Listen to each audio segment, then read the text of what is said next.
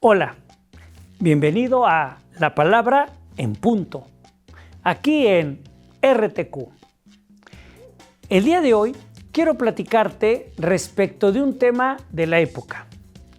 Estamos celebrando en toda esta época, en estos días, pues lo referente al Día de Muertos o al 1 y 2 de noviembre, Día de Muertos, ¿no? Los 2 días, los santos inocentes, etc. Muy bien. Pero fíjate que dentro de estos días hay una celebración muy particular. Me refiero al Xantolo. Xantolo se escribe con X, como si dijeras Jantolo o Santolo, con X, ¿no? Pero se pronuncia Xantolo. Bueno, pues esta celebración tiene totalmente que ver con esta festividad de los muertos. Y digo festividad, ahorita vas a darte cuenta por qué. Hablo de algo festivo, o sea, de fiesta. Bueno, vamos a empezar por el nombre. Primeramente, ¿por qué se llama Xantolo? Pues Xantolo viene del náhuatl, pero a su vez no es una palabra original del náhuatl, sino que es un préstamo que cuando llegaron los españoles, ¿no?, a estas tierras, pues el náhuatl se vio influenciado por las nuevas palabras que estaban llegando, en este caso del castellano o español, es correcto de ambas maneras, que a su vez también traían palabras, igual que ahora, de latín.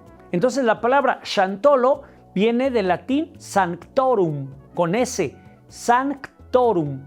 Sanctorum a su vez viene de sanctum.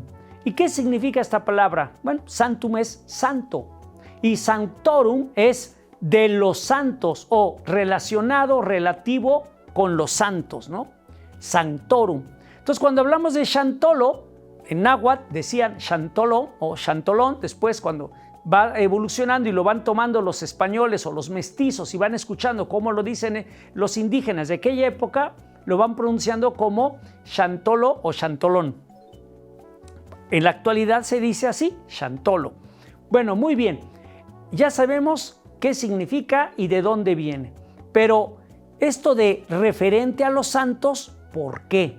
Bueno, porque en la antigüedad, estoy hablando cuando llegaron los españoles y aquí estaban los mexicas y otros pueblos indígenas, celebraban, igual que ahora, el Día de Muertos, pero lo empezaban a celebrar desde el 30 de octubre. Entonces era desde el 30 de octubre hasta el 2 de noviembre.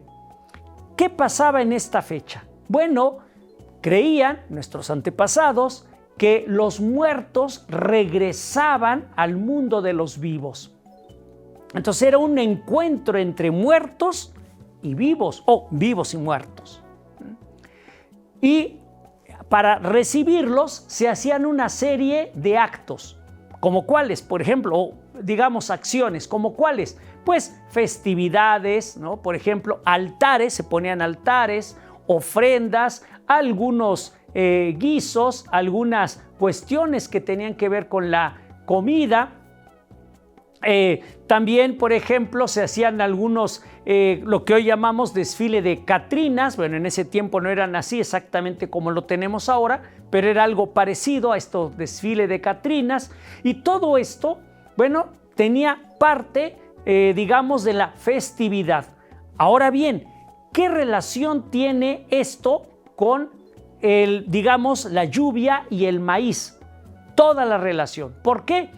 Porque los personajes están representando la vida y la muerte no solo de las personas o de los seres humanos, sino también están representando la vida y la muerte, pero en la tierra. Por ello, algunos pueblos, por ejemplo, en la actualidad, desde el estado de San Luis Potosí, Veracruz, Hidalgo, empiezan, bueno, originalmente así sucedía hace muchos años, siglos, empezaban la fiesta desde junio, ¿no? Que tenía que ver con todo esto de la siembra en el huerto, digamos, en las milpas, del maíz, etcétera, y luego llegaban hasta septiembre, que tenía también que ver con esta cuestión de la cosecha. De ahí pasaban hasta finales de octubre, repito, 30 de octubre hasta el 2 de noviembre. Todo este, digamos, periplo tenía que ver con la cosecha, con el maíz, con la vida que da a la tierra a través del maíz. Ahora bien, fíjate que esto tiene mucho que ver con la parte de los personajes. ¿Quiénes son los que participan en el Chantolo? Bueno, vamos a ver los personajes y luego hablaremos de por qué la música y la danza, cómo se da la música, etc. Muy bien. Entonces, los personajes básicamente son 4 principales, 4, digamos, como contingentes o de apoyo y una serie de personajes propios de cada lugar. Vamos a ver primero los 4 personajes principales, ¿no? ¿Cuál es el principal o cuáles son los principales? Bueno, uno de ellos es el diablo. Hay que considerar que todos los personajes salen con una máscara. Obviamente también llevan el vestido o el vestuario, el disfraz, pero aquí lo que importa mucho es la máscara. ¿Por qué la máscara? Porque la máscara representa no a la persona que va danzando, sino el símbolo a través de dicha máscara. Es decir, quien va representando al diablo, en este caso, no es la persona, sino es el diablo mismo a través de esta máscara. Bueno, el diablo. ¿Y por qué el diablo? Bueno, porque en muchos lugares el diablo, en vez de que traiga trinche, como un tenedor grande, vamos, para darme a entender, trinche, lo que traen en algunos lugares es un látigo. ¿Y por qué un látigo? Bueno, porque el diablo va con el látigo golpeando adelante, abriendo el portal.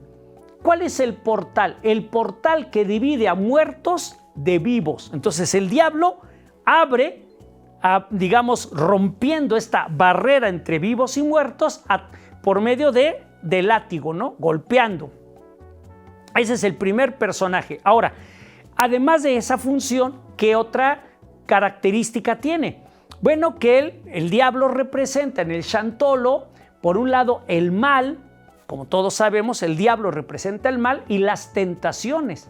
Sin embargo, todo se da en un ambiente de festividad. Todo se da en un ambiente de risa, con música, ¿no? Por lo tanto, aquello que está haciendo el diablo cae en chanzas, en burlas, ¿no? En algo gracioso. Y toda aquella maldad que nos está representando, la gente ríe. En vez de caer en sus garras, digamos de alguna manera, se ríe. Y además de que se ríe, bueno, ¿qué pasa? Provoca la reflexión. ¿Entre qué? Entre el mal y el bien. La importancia que tiene el bien, ¿no?, en un ser humano, a pesar de la tentación del mal que le acontece día a día. Esa es la función del diablo. Después tenemos al líder de la cuadrilla. A todos los que participan en el Chantolo se les llama, cuadrilla. Bueno, ¿quién es el líder? Aunque adelante va el diablo, no es el líder. El líder es el vaquero. Así, vaquero. ¿Qué es el vaquero? Bueno, como el nombre nos lo dice, la persona que está dedicada a cuidar las vacas, el que también representa al campo, al campesino, digamos. Entonces, ¿cuáles son las características del vaquero? Bueno, primero, representa la fuerza vital masculina. Ahora, esto no es una cuestión de machismo o cosas por el estilo, no, sino que tradicionalmente quien labra la tierra, quien cuida los animales, es el hombre. Y esto nos vamos desde la antigüedad, de tal manera que él representa la fuerza masculina. Ese es por un lado. Ahora, por otro, él trae un sombrero. ¿Qué representa el sombrero? Es la unión entre lo divino y lo terrestre, entre la vida humana y Dios. ¿Por qué el sombrero? Mira, el sombrero es algo que trae en la cabeza, como todos comprendemos, es un razonamiento de perogrullo. Bueno, pues cuando algo va en la cabeza, tiene un símbolo particular entre el ser humano y la relación con Dios. Ya en otro episodio te hablaré al respecto. Ahorita nada más te digo esto para que sea más fácil de comprender. Por ejemplo, los reyes tienen coronas, originalmente tenían unos piquitos, ¿no? Las coronas tenían picos. Esos picos representan los rayos del sol.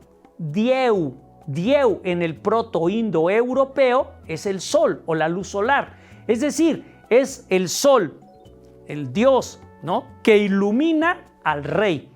Esa misma función la tiene, por ejemplo, la aureola que tienen las divinidades, por ejemplo, los santos, también dentro de la religión.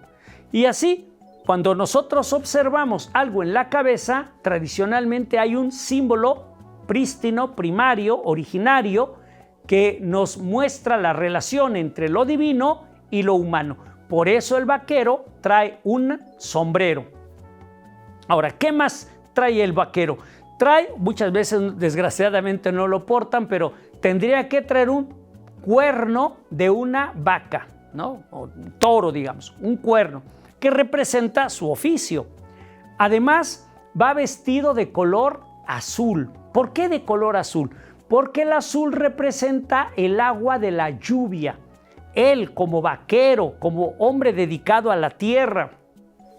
Bueno, pues resulta que el azul está simbolizando la lluvia que cae en la tierra y produce la cosecha, digamos, la fertilidad. Se puede cosechar, mejor dicho, produce las plantas y entonces uno puede cosechar.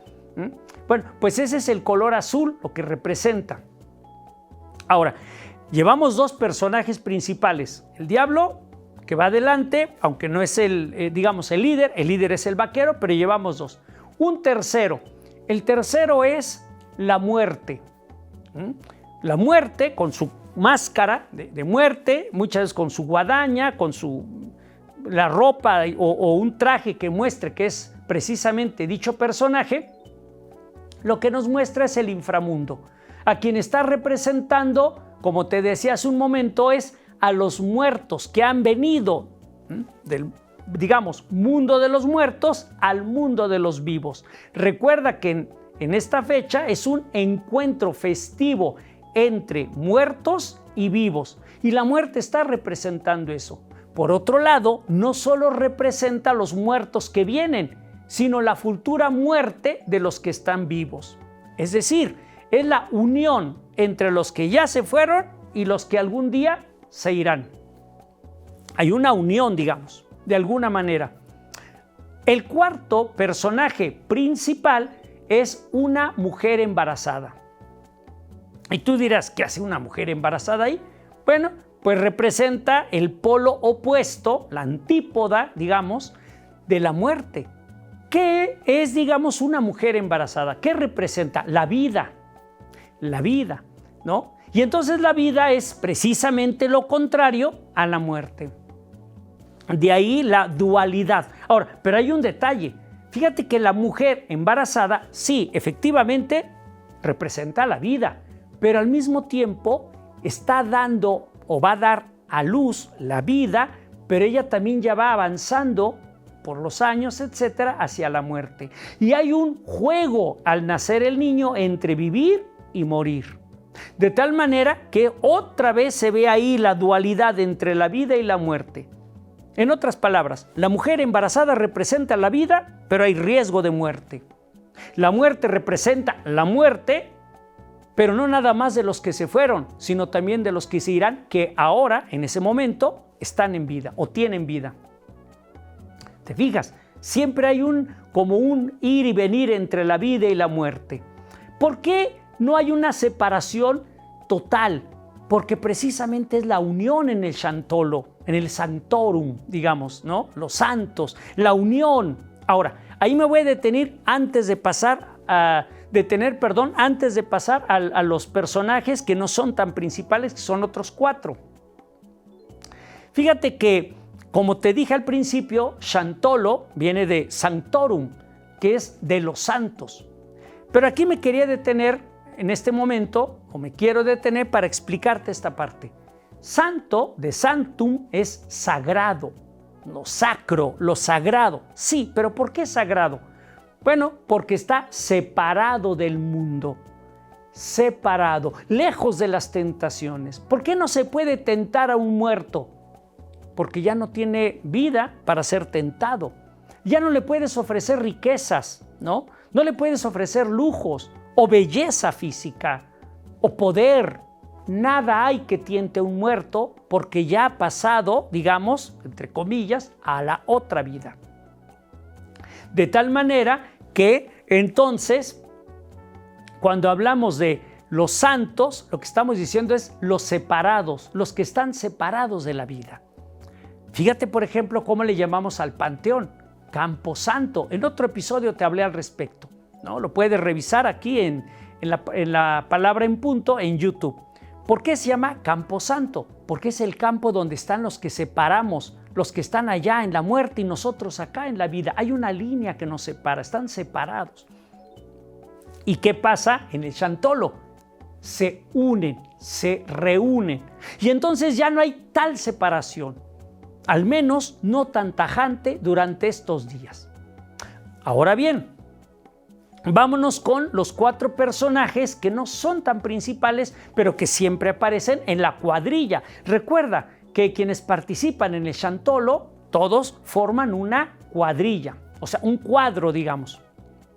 Ahora, ¿quiénes son estos personajes? Bueno, el primero es el Huehue, H-U-E, y luego lo repites, H-U-E, Huehue. ¿Qué es Huehue? Viene del náhuatl. ¿Qué es Huehue? Bueno, pues es viejo, anciano, pero con sabiduría, con experiencia. El que nos puede enseñar porque ya ha vivido, porque tiene experiencia, ¿no? Es el Huehue. Y bueno, el Huehue es uno de los personajes también clásicos en el Chantolo, aunque repito, no es de los principales. Ahora, en algunos casos, el Huehue solamente baila igual que los demás. En otros, que esa es una de las funciones que se supone que tiene que tener el Huehue en el Chantolo, es que va gritando, va diciendo algunos dichos, algunas frases alusivas al sentido de la vida o de la muerte. ¿Por qué? Porque nos hace reflexionar, nos va enseñando. El Huehue dentro del Chantolo grita algo, ¿no? Con lo cual puede causar risa, pero al mismo tiempo provoca reflexión. Esa es la función del Huehue. Entonces, en el Chantolo hay un viejo, un anciano, no en un sentido peyorativo, sino en un sentido de que nos puede mostrar conocimiento, sabiduría, a través de su experiencia, el Huehue. Bueno, luego viene otro personaje que es el Comanche, se le llama así, Comanche. El Comanche, bueno, de hecho recordarás que así se les llama también a un grupo de indígenas del norte de nuestro país, al sur de Estados Unidos, los Comanches. Bueno, ¿qué es el Comanche? ¿Representa al indígena? Sí, pero en particular también está representando a Quetzalcóatl. El Quetzalcóatl es el dios entre los antiguos mexicanos que representaba la fertilidad, la vida. De tal manera que este Comanche lo que está representando es, pues sí, la vida, pero desde un sentido indígena. Fíjate cómo aquí podemos observar muy fuertemente la fusión de las culturas. Por un lado, Chantolo, que viene de Sanctorum, la unión entre el náhuatl, el latín, llega al español. Vemos creencias de los indígenas fusionadas con las creencias que nos trajeron los españoles. Y entonces aquí uno de los personajes pues es precisamente un indígena. Bien, ahora, después de este que te digo que se llama bueno, se le conoce como el Comanche, tenemos otro que es el Cominito. Cominito. Haz de cuenta que dijeras caminito, pero en vez de A, di O. No caminito, sino cominito. ¿Qué es el cominito? Un niño, un infante. ¿A quién representa este niño? Precisamente a la inocencia. Por un lado está el Huehue, que es la vejez, el anciano, la experiencia. Por otro lado, la inocencia, no la experiencia, ahora la inocencia, ¿no? ¿De quién? De un niño, de un cominito. Entonces ya tenemos estos. Y luego también tenemos, por otro lado, a la Catrina, que es una influencia, bueno, de la muerte, pero ya más reciente en nuestra época. Y la Catrina, pues es la muerte vestida de Catrín, nada más que en femenino, es decir, en una forma lujosa. Catrina viene de Catrín, a quien se les llamaba Catrines, a los que se vestían pomposamente, con lujos en la digamos, por ejemplo, en el siglo XIX, ¿no? Eran los catrines, y las catrinas, pues las que se vestían muy lujosamente, afrancesadas, con modas que venían de Francia. Bueno, pues la catrina representa la muerte, pero festiva, no en un sentido de pobre con harapos, no, para eso está la muerte. ¿Te acuerdas? La muerte, que es uno de los personajes principales, la muerte, y ahora la Catrina en un segundo plano, pero también representando al mismo personaje, pero de manera festiva.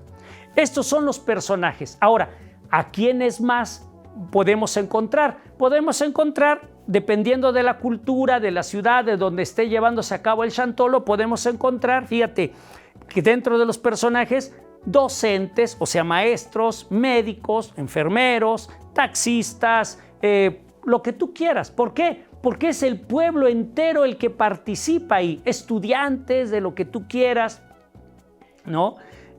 Y bueno, todos ellos representan la unión entre vivos y muertos. Ahora, la música que se escucha se llama vinuete, con V, vinuete, que a su vez procede del minuete en francés, que son los bailes de salón. Esta es una música, el vinuete, especial para llevar a cabo culto o cuestiones relacionadas con lo sagrado, con la religión. Son vinuetes. Ahora, es bien importante resaltar que todos bailan igual, todos siguen el mismo paso. No baila cada quien como puede, como quiere, no, todos van siguiendo el mismo paso, monótono, ¿no? ¿Por qué? Porque están representando esta unión entre la vida y la muerte, pero esta unión es algo que está, digamos, en un sentido ordenado. No hay un desorden, a pesar de que hay una festividad, no cada quien anda por su lado, sino todos participan de un baile que llevan como un ritmo, ¿no? Este ritmo les permite unir, digamos, en un sentido mucho más profundo a los vivos con los muertos. Y va a variar dependiendo de la cuadrilla, el estado, etc. Ahora, es muy importante, y con eso quiero concluir, que estos bailes, bueno, este baile del Chantolo es propio de la Huasteca. Si tú te metes a internet vas a encontrar Chantolo que lo practican ¿en dónde? San Luis Potosí, la Huasteca Potosina, la Veracruzana, por ejemplo, en Veracruz y en otros estados, ¿no?, de la República. Hidalgo, no me digas, el estado de Hidalgo. Pero ¿por qué Querétaro casi no aparece? Cuando en Querétaro cada año se lleva, por ejemplo, el Festival del Huapango en el municipio de San Joaquín, en la Sierra Gorda de Querétaro. Esto significa que en Querétaro tiene una fuerte presencia también de la Huasteca, aunque casi no se le diga. Algunos investigadores sí le dan el valor y reconocen que en Querétaro también está parte de la Huasteca. Ahora, aquí en nuestro estado, y en particular en todo nuestro estado, pero ahora después va a ser en la ciudad, hay una institución de educación superior que desde 1997, año tras año, ha practicado el Chantolo dentro de sus instalaciones, promoviendo esta identidad cultural e histórica entre docentes y alumnos. ¿Cuál es esta institución? La Centenaria y Benemérita Escuela Normal del Estado de Querétaro, Andrés Valvanera. ¿Y dónde nace este Chantolo? En la Normal del Estado, en la unidad Jalpan. Ahí nació en 1997. Sin embargo, años después, en el 2009, también se empieza a llevar a cabo el Chantolo año tras año en la unidad Querétaro. De tal manera que en la Normal del Estado, la Centenaria y Benemérita Normal del Estado, ahí podemos observar el Chantolo año tras año, buscando, repito, preservar nuestra identidad cultural y promoviéndola entre los futuros maestros. Bueno, pues espero que haya sido de tu interés este tema y que ahora que veas el Chantolo, pues lo comprendas y lo disfrutes más. Nos vemos en una siguiente edición de La Palabra en Punto. Hasta entonces.